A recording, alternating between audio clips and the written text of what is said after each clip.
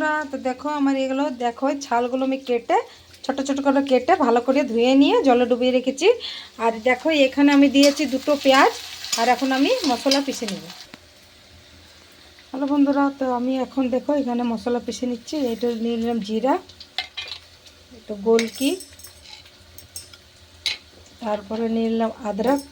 আন্তরা রসুনটা বের করে নিয়ে দিচ্ছি, আদা, এটা শুকনো লঙ্কা দিয়ে দিলাম। আর এখানে দেখো আমি পেঁয়াজ ভাজছি। তো বন্ধুরা দেখো রসুন, এটা রসুন দিয়ে দেবো।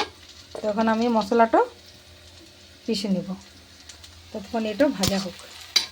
হ্যালো বন্ধুরা, তো আমি মশলা এখন পিষতে যাচ্ছি। ততক্ষণ আমি এটা যে ছালগুলো কেটে রেখেছিলাম ওটা দিয়ে দিচ্ছি।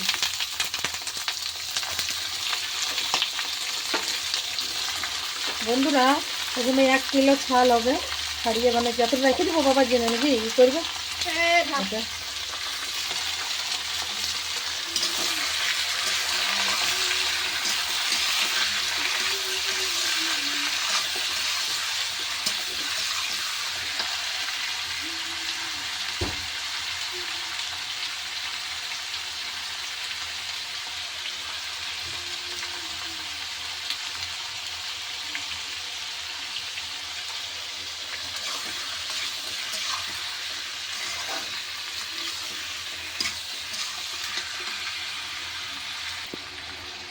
হ্যালো ফ্রেন্ডস, তো আমার এটা স্টেনে জলটা মরে গেছে। যে জলটা আমি ধুয়েছিলাম ওই জলটা মানে শুকিয়ে গেছে। এবার আমি দিব আন্দাজ মতো নুন।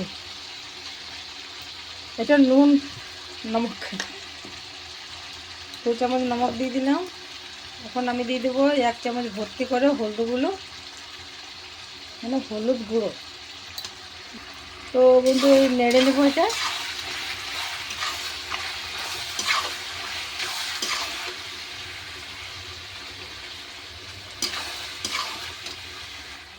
এবার দেখো যে মশলা পিষে রেখেছিলাম এটা পিষে দিলাম, যে মশলাটা দিয়েছিলাম তো পিষে দিলাম। তো সব দেবো না, সবটা বেশি হয়ে যাবে। তো আমি এখন এটা চামচ করে দিয়ে দেবো। তো বন্ধুরা আমি মশলা এটাতে আমি সব কিছু মশলা যে তোমাদেরকে দেখালাম, এটা 1 চামচ, 2 চামচ, 3, 4 চামচ দিয়ে দিলাম।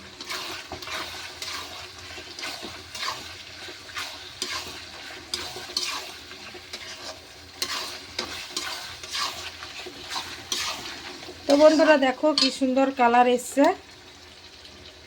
আরও 2 চামচ দিয়ে দিলাম, মশলা কম হয়ে যাবে, ঝাল হবে না।